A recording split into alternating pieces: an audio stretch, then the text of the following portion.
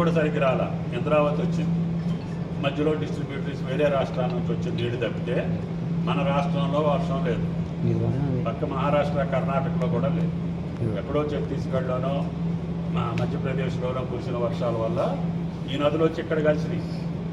అందుకని మనం ఇక్కడి నుంచైనా మనం దాన్ని ఉపయోగించుకోవాలని చెప్పి సీతారామాకు సంబంధించి ఈ ఉభయ జిల్లాల శాసనసభ్యులకి, పార్లమెంటు సభ్యులకి, ప్రజాప్రతినిధులకి, రైతులకి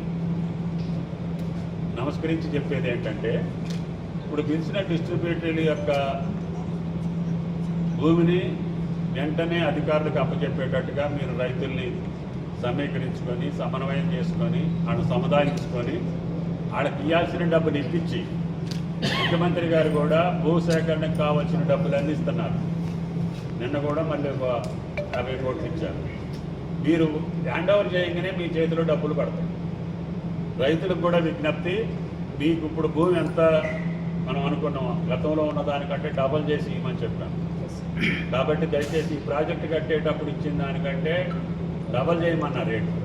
కాబట్టి దయచేసి రైతులు అర్థం చేసుకోవాలి, మీ భూములలో నుంచి పోతే మీ భూమికి నష్టపరిహారం రీజనబుల్గా మీరు నష్టపోకుండా మీకు సంతోషంగా ఉండేటట్టుగా డబ్బులు ఇచ్చే బాధ్యత ప్రభుత్వాన్ని. ప్రతి నియోజకవర్గంలో కూడా ఈ సంవత్సరం ముఖ్యమంత్రి గారి మాట ప్రకారంగా ఇచ్చినటువంటి డిస్ట్రిబ్యూటరీలు అన్నీ కూడా నెక్స్ట్ జూన్ కన్నా కంప్లీట్ చేసుకుంటే సుమారు 3 లక్షల ఎకరాలకి మనం నీళ్ళు ఇచ్చే అవకాశం ఉంది. సీతారామాకు నాగార్జున సాగర్ ఆయకట్టు 3 లక్షల ఎకరాలు కాకుండానే కొత్తగానే మనం 3 లక్షలు ఇచ్చుకునే అవకాశం ఉంది. ఇదంతా కూడా ప్రజాప్రతినిధుల చేతుల్లో ఉంది. ఇప్పుడు ఎమ్మెల్యే గారు ఆయన ఎందుకు బతిమలాడి బాండ్ రాసిస్తానంటాడు? ఆయన బాధ్యత ఎందుకు తీసుకుంటాడు? నా నియోజకవర్గం పచ్చబడాలి, నా రైతులు ఆనందంగా ఉండాలి, నీకు నష్టం జరగకుండా ప్రభుత్వం ఆలస్యమైనా నేను ఇస్తానని చెప్పి ఎమ్మెల్యే గారు ముందుకు వస్తే కూడా వినకపోతే అది రాజకీయం అవుతుంది. రాజకీయానికి నీళ్ళకి సమాధానం లేదు, సంబంధం లేదు. అది కూడా చెప్తున్నా రైతులకు. ఎవరైనా అట్లా రాజకీయంగా మిమ్మల్ని ఎవరైనా ఎగేసి రాజకీయ పార్టీలు ఈ ప్రాజెక్టు కాకూడదు, వీళ్ళకి నీళ్ళు రావద్దు, వీళ్ళు కరువుతోటే అలమటించుకోవాలనే కోరికలు ఉన్నోళ్ళు ఉంటే అది వేరే భాగం పోలీసు వాళ్ళు చూసుకుంటారు రేపటి నుంచి.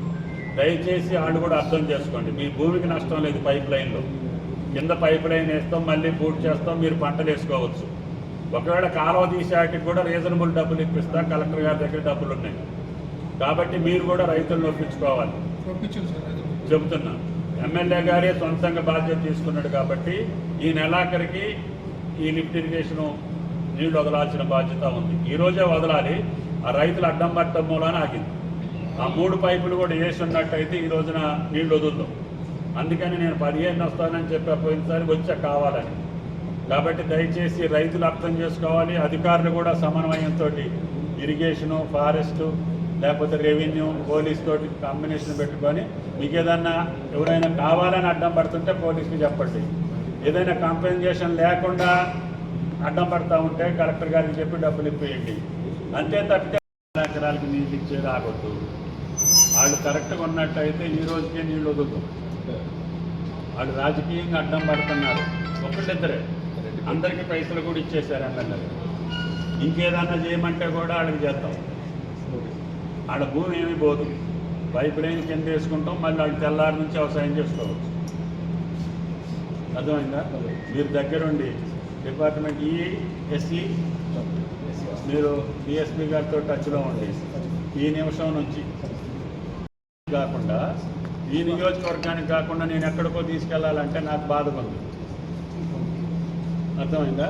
కాబట్టి మీరు ఇమ్మీడియట్గా ఈ నెలాఖరికి ఇనాగరేషన్ ఉంటుంది. పోలీసు అది ఎమ్మెల్యే గారు అడ్డం పడ్డా ఆగొద్దు, మంత్రి అడ్డం పెట్టా ఆగొద్దు. మీరు దగ్గరుండి ఆ పైప్ లైన్ కంప్లీట్ చేసేయండి.